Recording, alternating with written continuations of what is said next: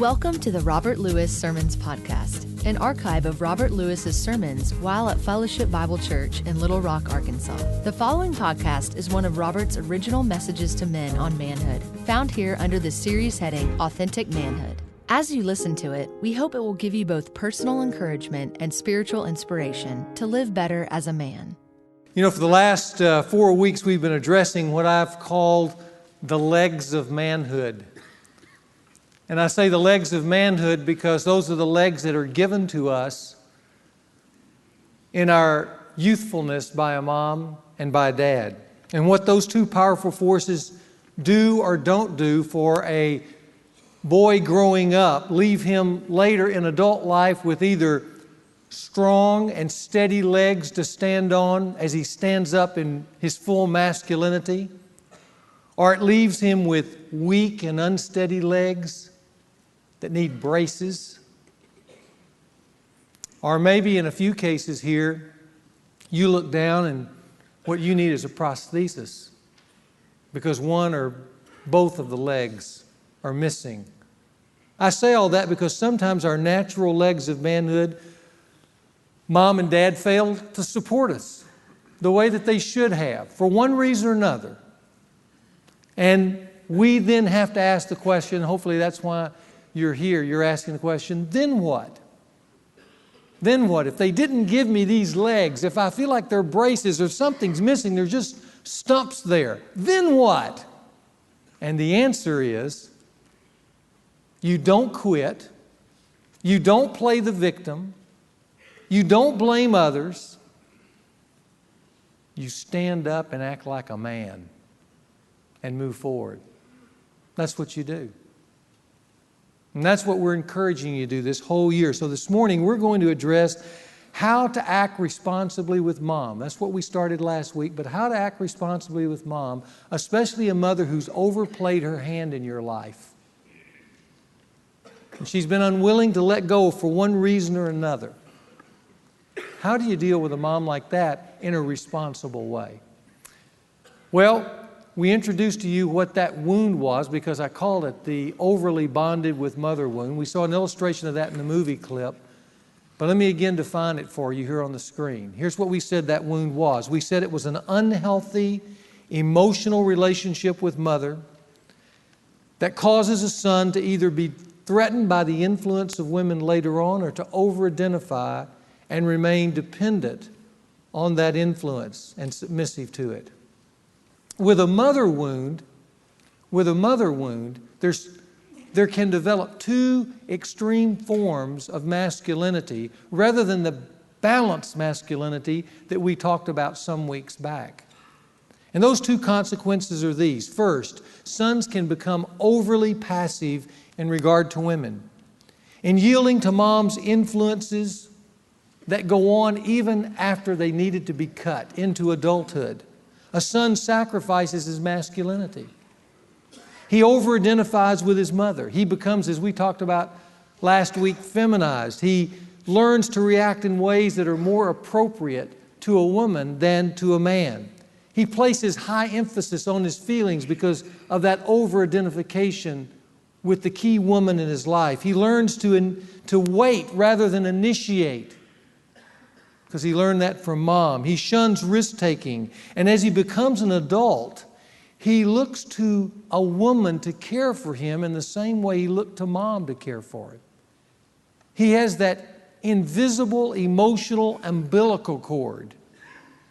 And he's moving around to connect that into another woman if he can't connect it into mom. 3 words identify the man who becomes overly passive in regards to women because of his relationship with mom. The soft male. You have that on the screen and you probably wonder why I have fantasy and porn there. I want to mention one thing as an aside, so let me step aside here for a minute.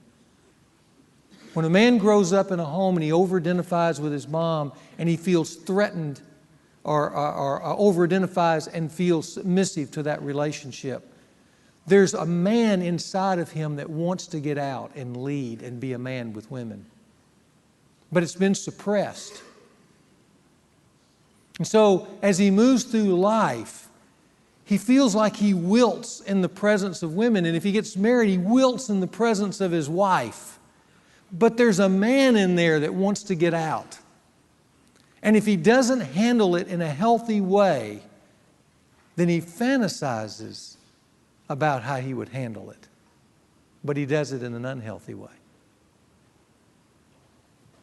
So a lot of men who become what I call the soft male or the feminized man, not effeminate, feminized. A lot of men get attached in a very unhealthy way to pornography. Because it's the one place that they can go in a fantasy relationship where they feel like they can act like a man in regards to women without being suppressed or by that woman or over-identifying in a way that he has to submit to that woman. He can kind of be the leader in that fantasy relationship. And if pornography is a problem with you, and it's a problem not just with this first case of extreme masculinity, but also in the second case, a lot of times it goes back to these inadequacies that we developed in regards to mother. The soft male, the feminized man. Another phrase is the passive husband who has connected with a mother wife. That's who he married. Someone who would continue to take care of him the same way mom did. And as I said last week, in the beginning, that strong woman with that strong warrior sees him as a sensitive male, but after they're married, begins to resent him for his lack of initiative. So the first consequence is sons can become overly passive in regard to women. Secondly, sons can become overly dominant in regard to women if they have been threatened by mom. And what happens in this is the son, in growing up with mom, contends with her and resists her influence over his life, and it finally distorts his masculinity, and that's what he takes out into the world with him. He sees women later on after mom as a constant threat to his masculinity. He sees them as seeking to control him.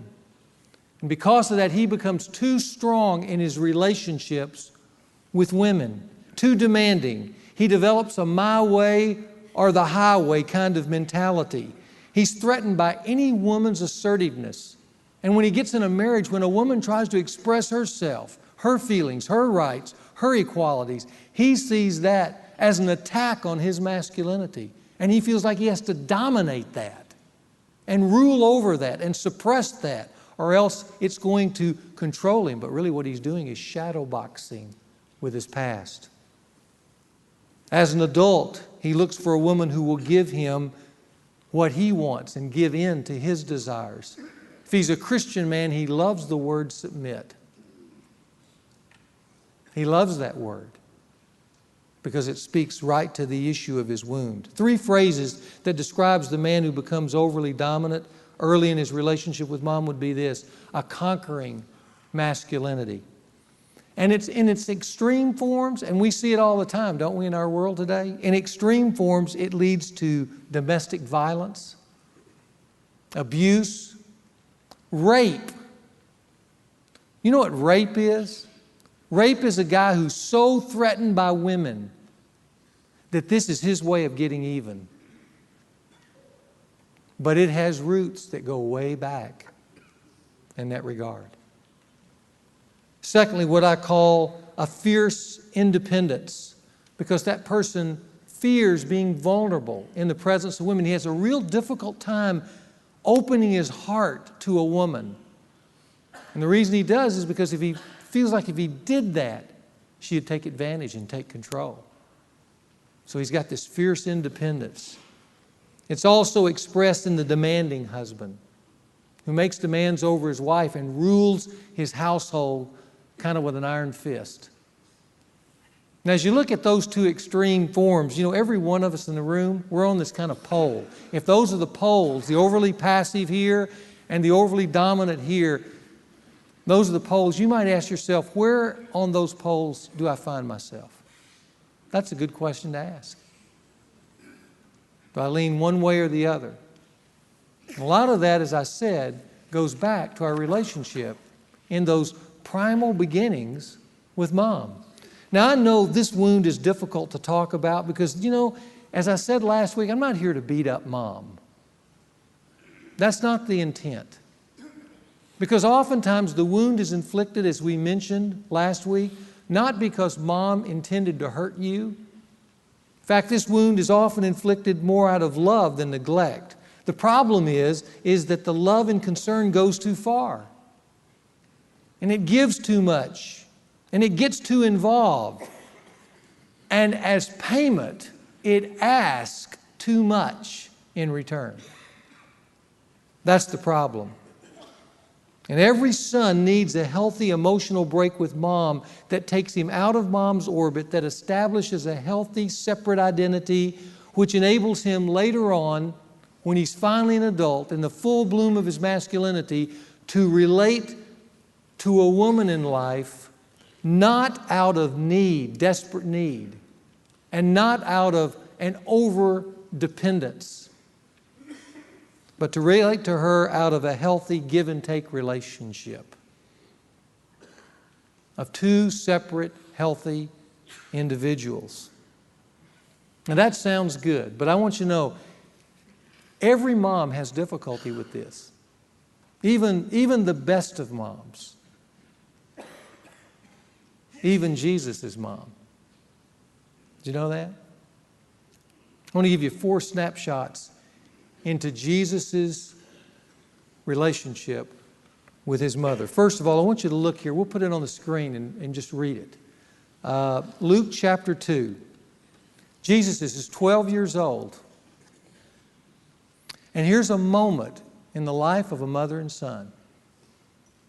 And as they were returning after spending the full number of days, the boy Jesus, he is a boy, but he's a changing boy. He's 12 years old. He's probably going through puberty at this particular period of time. The boy Jesus stayed behind in Jerusalem, and his parents weren't aware of it, but supposed him to be in the caravan. They went a day's journey, and they began looking for him among their relatives and acquaintances. And they did not find him, and they returned to Jerusalem looking for him. And it came about that after 3 days, that's a long time looking for your boy. You'd be upset, wouldn't you? He's missing for 3 days. They found him in the temple, sitting in the midst of the teachers, both listening to them and asking them questions. And all who heard him were amazed at his understanding and his answers. They were already getting a sense of who this guy was extraordinary. And when they saw Jesus, they were astonished. And then notice this. And his mother said to him, not his dad, his mother. She steps forward. Now, it's interesting in Scripture, nowhere do we hear Joseph say anything. Now, I'm not saying Joseph was a weak man, but what I am saying is it's real clear from some Scripture that Mary was a strong woman. And she initiates in this moment. And his mother said to him, "Son, why have you treated us this way?" Now notice, if Dad was speaking, he wouldn't say it that way, would he? He said, "What in the fat are you doing?" He would speak on a task level. But not Mom. She doesn't speak that way, does she? She has a whole different language. "Son, why have you treated us this way?" Let me paraphrase. Why have you hurt your mama? Why would you do this to me? Now, the reason I tell you that is because Mary, of all people, should have known. It was Mary to whom the angel Gabriel had appeared, right? It was to Mary who the angel said, "You're going to bear Emmanuel, God with us." And it says that she treasured all those things in her heart. Oh, she had a certain clarity about the relationship all along. But see, even when you have the Son of God, you're still a mother. And that gets all mixed together, doesn't it? So Jesus, in this moment, gives her some relational clarity. He's only 12, but he's sharp. So he says, why is it that you were looking for me? Did you not know that I had to be in my Father's house? And of course, it says, they did not understand the statement which he had made to them. But they should have. And for Mary in particular. But you know what you hear in this moment? If you look closely between the lines, you hear, cut, cut. There's an umbilical cord, an invisible one, that's being snipped in this moment. Then I want you to look at a second passage. This occurred when Jesus was 30 years old. Now, he's not a boy now. He's a man. And there's a social moment here as Jesus is about to inaugurate his public ministry, or he's actually in the first part of his public ministry. And in John 2 it says, and on the third day there was a wedding in Cana of Galilee, and the mother of Jesus was there. And Jesus also was invited, and his disciples, to the wedding. And when the wine gave out, now just imagine, it's a party. It's a social situation. There are people there having fun together, and the wine gives out. And the mother of Jesus said to him, they have no wine. Do you hear a message in that, guys? Let me say it probably the way Jesus heard it. Boy, they have no wine. You're God. And that's exactly how it felt. And you can feel it. There's orders being given. They're not being given direct the way a man would say it. They're being given indirectly through the relationship, you owe me, I'm your mother. And what does Jesus say? Well, Mom, come on. No, he doesn't say that. He speaks as a man who doesn't want to be bonded in this way. And he doesn't say, Mom. He says, and listen, it's strong, isn't it? Woman,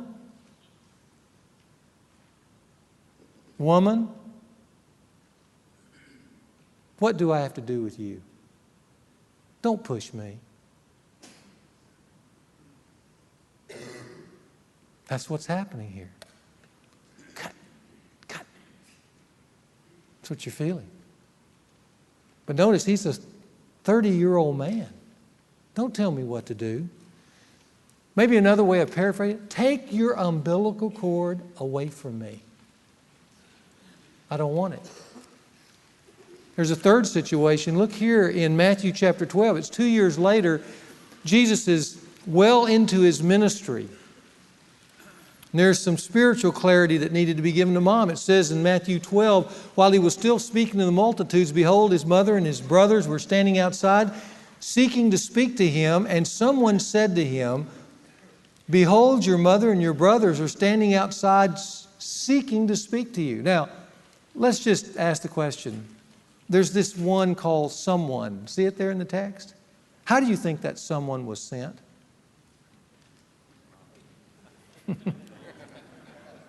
You don't think this someone was commissioned directly by Mary? Just listen to the request. Your mother, behold, your mother is out here with your brothers wanting to speak to you. But he answered the one who was telling him and said, who is my mother and who are my brothers? And stretching out his hand towards his disciples, he said, behold, my mother and my brothers. For whoever does the will of my Father who is in heaven, he is my brother and my sister and my mother. Cut. Go tell Mom that. Now, you would think, well, man, they must have had a tough relationship. No, they really didn't have a tough relationship. I think they had a sweet relationship. I think Jesus honored his mother his whole life. And I think she felt honored. But there's that constant kind of movement going on in their relationship. Now, all this comes to an interesting ending at the cross. And I want you to see this because it's a very healthy ending. Jesus is 33. He's being crucified. John 19 tells us the story, but But what you need to see before I read the passage is that Jesus kept his mom from rebonding with him. But here's what I want you to hear. Listen to this very closely. In keeping her at a certain healthy distance, she did not lose Jesus as a son. Listen, she gained back Jesus as a man. That's what happened here. Who has a healthy self-identity in and of his own right. And listen to what it says here. They were standing by the cross of standing by the cross of Jesus, his mother and his mother's sister Mary, the wife of Clopas, and Mary Magdalene. And Jesus hanging on the cross, when he saw his mother and the disciple whom he loved, that's John, standing nearby, he said to his mother on the cross, "Mother, behold your son." You knew this from the very beginning. Here I am. But here's what I think he's telling her. Here's the message.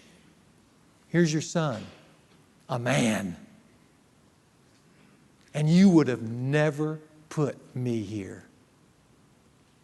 You would have kept me from this because you love me so much. Behold, your son. And then in the midst of the pain and agony of that moment, look what he does.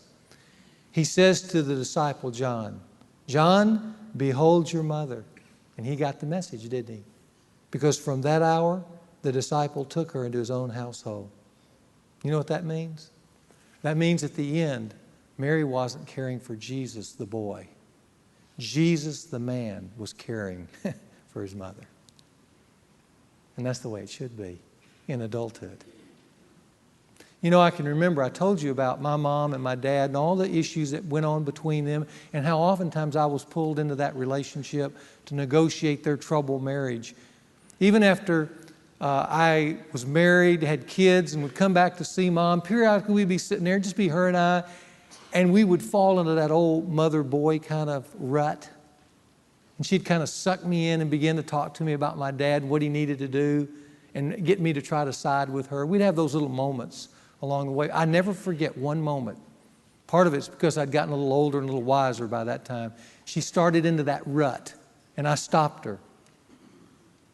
And I looked at her and I said, "Mama, you will never, ever control me. So stop trying." And I don't know why that was such a magical moment, but I remember she leaned back and kind of laughed for a moment. And from that day on, she never tried to control me again. But I also remember back in 1986 when my mother had cancer and she was dying. For 2 years, I'd been driving weekends back to Ruston, my hometown, to take care of her. Dad was dead then. Helping her with her finances, helping her with her living conditions, and all those kind of things. Just caring for my mom. But on this particular Easter Sunday morning, the doctor just told me that all the cancer that she had been experiencing had now moved into her brain, and she had just a couple of months to live. And I was supposed to go tell her that, my mother. So I went into the room, and I remember her sitting there and gently just broke the news to her that the cancer had advanced to her brain. She knew exactly what that meant. But in that moment, on that Easter morning, she looked up to me, and I'll never forget this, guys, and here's what she said to me. She said, "Robert, I want you to know how good it has been over the last 2 years to have been protected by a man."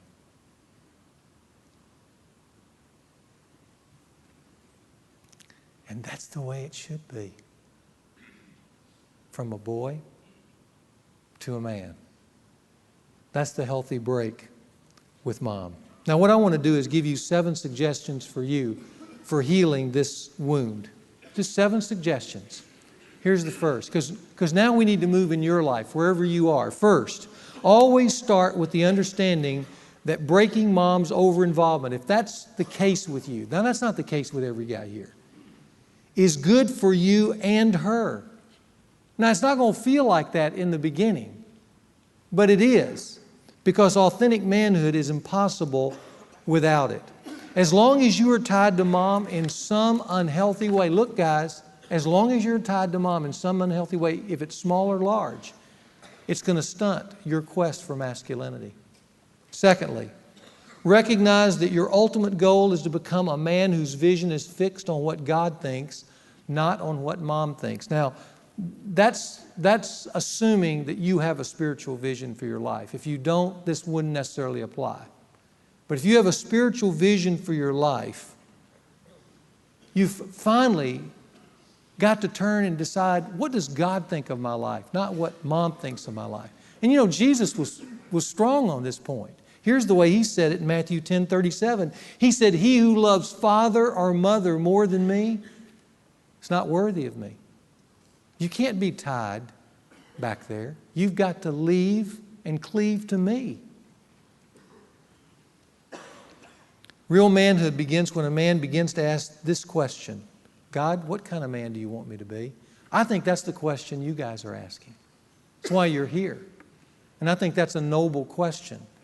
And I'm hoping that over the course of this year, in a large measure, you'll have an answer for that.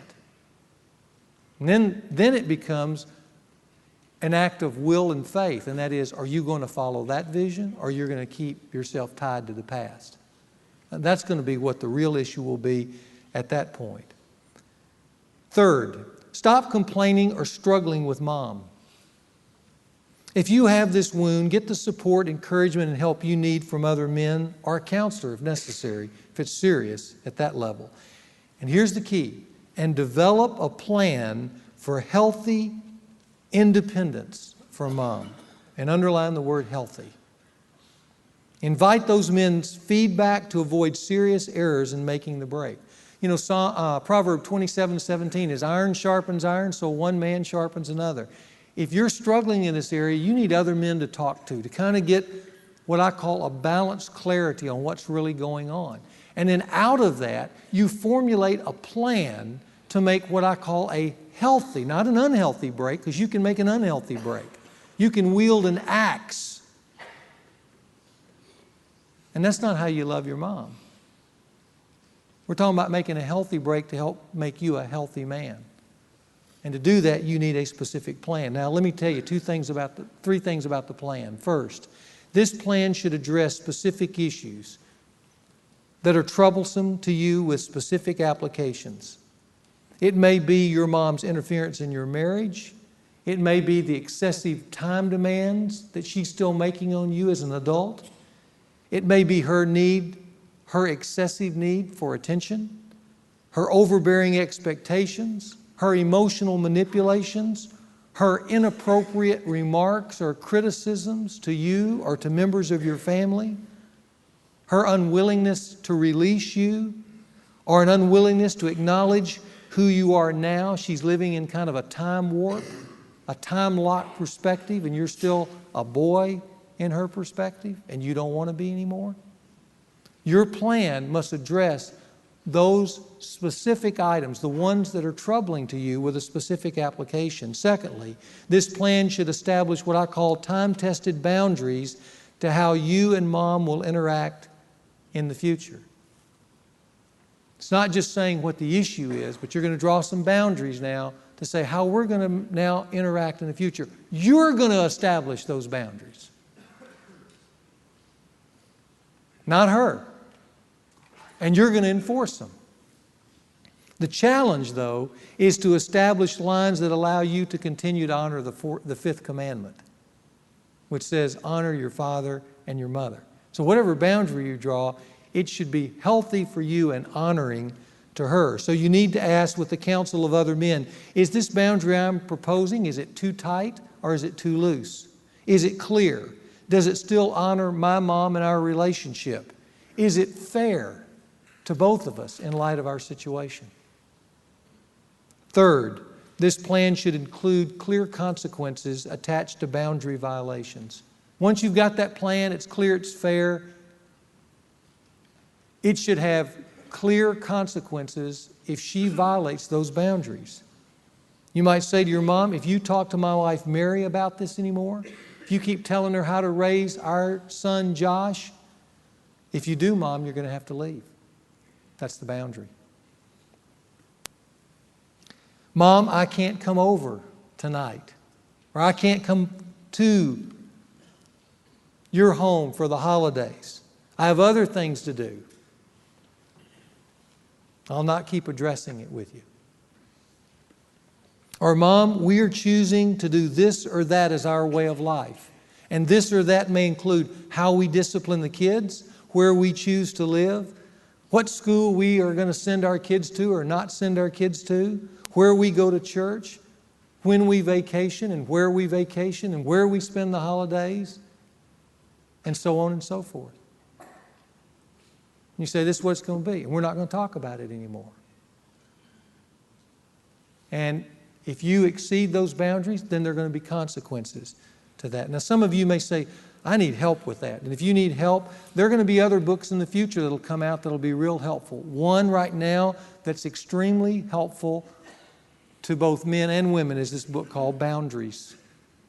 And we've got that in our bookstore, but I just want to recommend that to you as a way of educating yourself of how to draw boundaries that have healthy but clear consequences. And by the way, if you have a wife who struggles with her mom, okay, this is an excellent book that you might give to her as well. So those are the three things that the plan should include.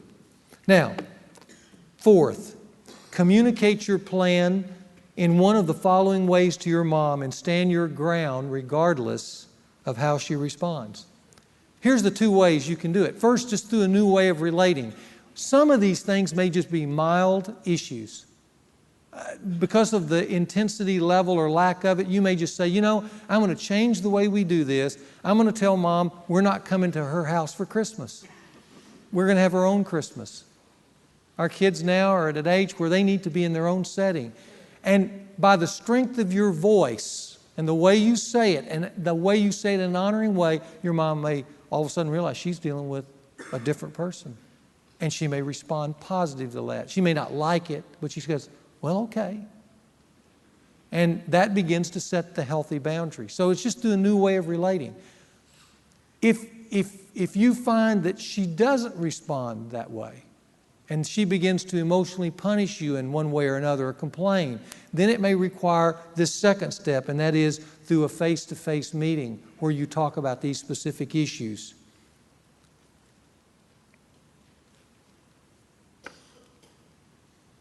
And you sit down, and it's fairly dramatic, and you're going to feel the little boy in you want to take over, but you've got to put the little boy down and have the big man stand up.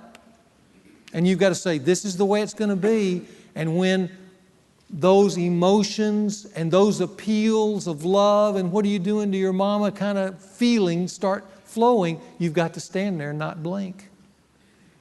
And you got to say, this is the way it's going to be. And I love you, Mom. I really do. This is the way it's going to be.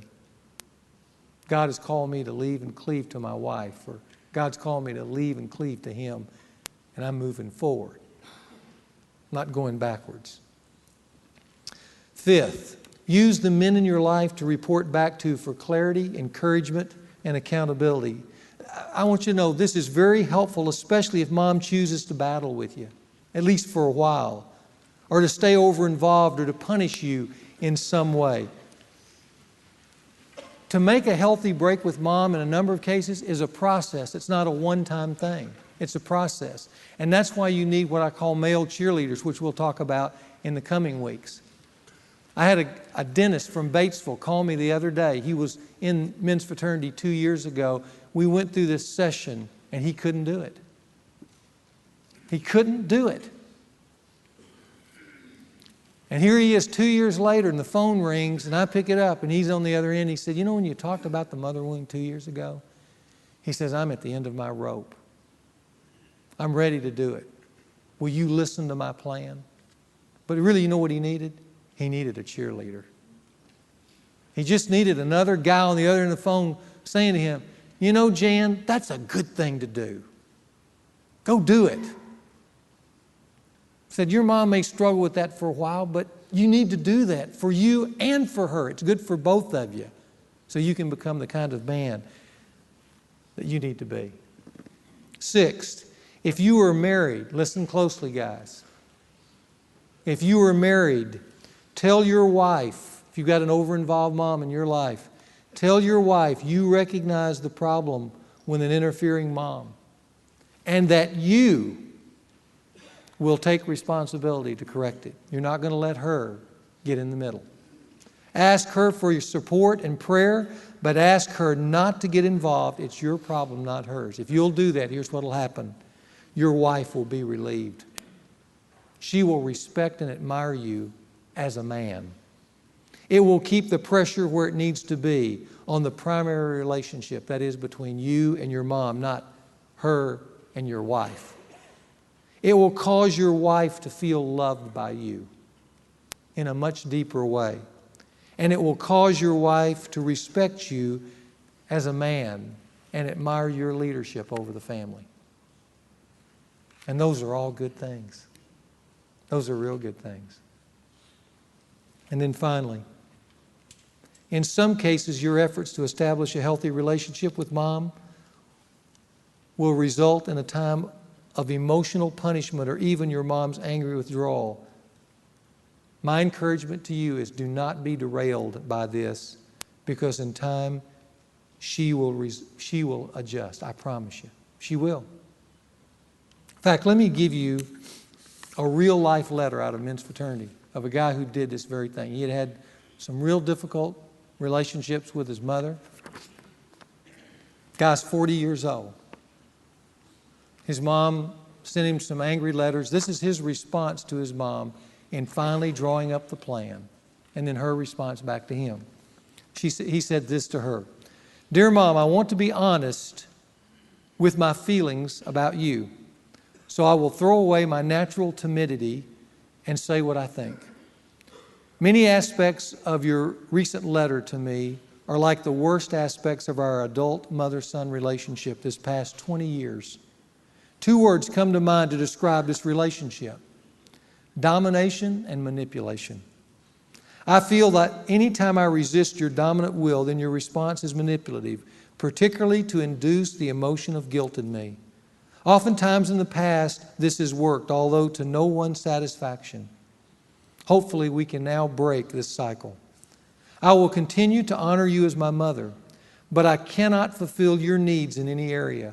We can acknowledge this without going to the extreme of a totally cut-off relationship. I suggest to you that if you find our relationship very painful, then your expectations from it are not proper. I ask that we may have a right relationship as a mother to son before the Lord. Please recognize that as a grown man, I must follow the call to be a man no longer tied to his mother. I must follow the biblical command to leave my parents' home and to cleave to my wife. And please don't use emotional manipulation techniques on me in the future, for I am planning to resist it from now on. This letter is from me, not from my wife. I plan to let Betty read it before I send it, but only myself and you can be accountable for our relationship. Betty is neither the cause nor the solution to our relational problems, and she never has been, although in the past you have blamed her as the cause. This will no doubt be a slow-moving struggle, but it's time to work on a new kind of relationship between us. I love you, and I await your reply." That's pretty good, isn't it? Here's his mom's reply. "Dear son, maybe there is no legal means for you to get rid of me as your mother.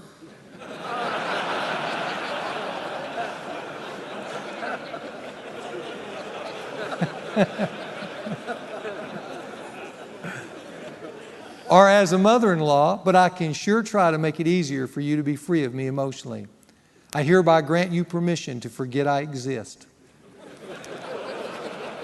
or ever was, or ever will be a part of your life or the lives of your children. I realize that this is the way it is anyway, but just in case you occasionally feel burdened with the fact that I actually do exist and you have to put up with me, I want to remove that obstacle for you.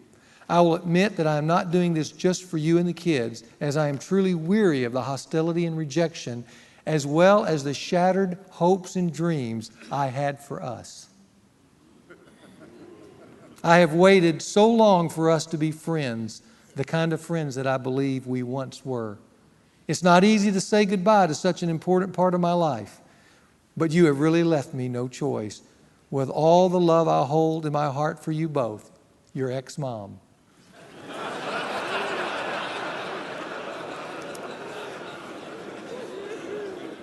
P.S.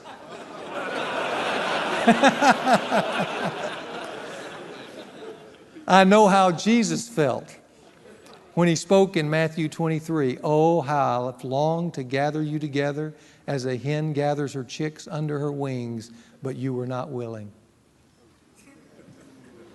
That's tough, isn't it? But you know what? He hung in there. And you want to hear the good news? His mom adjusted. And she got back a man as well as a son. Now, I want to take a hard right just for a moment. That's in relationship to men and their mothers. And I want to speak just for a couple of minutes, and I'm going to close. I want to speak to you as dads with your sons in these final couple of points. The critical need today is for fathers to call their teenage sons away from dependency on mom to manhood. I'm only going to mention this briefly. You just tuck this away. This is a little addendum free of charge. Dads, your teenage sons need to be called away from mom. And what that means is that mom is not going to wake them up in the morning. Mom is not going to take them out and buy their clothes for them anymore. Mom's not going to cover for their mistakes at school. Mom is not going to become the counselor of their boyfriend-girlfriend relationships. Mom is not going to be setting appointments for their haircut. Mom's not going to be paying their bills. There comes a place where you, Dad, need to call your son to you and away from Mom. And he needs to set his own alarm. And if he wants to go out and buy clothes, you need to take him. Or you need to tell him to go do it himself. And let his hair grow over his ears if necessary until he decides it's time for him to get a haircut. It's not time for mom to be mom to a teenage son in a way that she's caring like he's in elementary school. It's time for him to grow up. And you need to be calling him into authentic manhood. Now you go, well, how do I do that? That's what this year is about. We're going to ask you, those of you who are dads who have teenage sons, they can join us for the second half. But what I want you to hear me say now is the face of a son, when he hits his teenage years, needs to start turning to Dad. And you need to call him away from Mom. 3 things about that. First, this call away needs to be clear and direct. You need to say, son, come join me as a man. And you need to be able to define what manhood is. And you say, well, I don't have a definition. Listen, if you'll stick with me the whole year, you will have a definition. And it'll be clear, and I think it'll be exciting to you. And you'll be able to call your son to it as you pursue it for yourself. Secondly, this call away needs to be embraced by the son, the dad, and the mom to be effective. And so there's probably going to have to be a discussion with Mom about where she needs to back off as he moves into his teenage years. Thirdly, this call away needs to employ ceremony. A ceremony or a series of ceremonies that are signposts that this son is stepping into manhood. And you know what the best way for a son to find out he's a man? It's for his dad to be with some other men and they call him into manhood. And we're going to talk about how to do ceremonies in the second half of Men's Fraternity. And it'll be some of the finest days of your son's lives if you'll do them. But that's for later. Well, let me close with 2 final comments. Here's the first. Let me just say again, the legs of masculinity, whether they're weak or strong, on which a man stands, they're established at home. And for the legs here, by the way, that are good and strong and healthy, can I just encourage you as men, if you have good, strong, healthy legs because of your family of origin, would you give thanks for that? And whether it's at Thanksgiving or Christmas or a holiday or a birthday, would you get up in your mom and dad's face and say, thanks, and praise them for the good work that they did when you were growing up. For those who have legs here that are hurting and shaky or maybe missing altogether, and my admonition and exhortation to you is that you would take responsibility for that. And then do this. Go out into the world, even with those hurts, bruises, or amputations, and show the world a miracle. Stand up and be a man. You can do it because others have done it. You're not the first, nor the last. Then finally, I want you to say, as a way of exhortation, as something I introduced to you in about the third session, start working on your manhood plan right now. This is the time, right now, to pull out that plan that I gave you, that outline, and start working on that plan. Take it out and decide how you're going to handle this absent father wound and make up for it if you have it. Or how you're going to address the overly bonded with mother wound and make the break from it if you need to. It's time to start. Look at me, guys. It's time to start right now. And remember, because this is the foundational principle of the whole first half of men's fraternity. So let me just say it again. Just remember, how you unpack this unfinished business will, to a large degree, determine the kind of man that you will be. That's what you need to hear. Now, as of today, we're going to leave the past. As of this session, we're leaving our family of origin. And next week, we're going to turn to present circumstances, and we're going to look at how present circumstances shape our manhood right now, every day. Our friends, our mentors or our lack of mentors, our perspectives on life, our beliefs, our convictions, our relationship with God.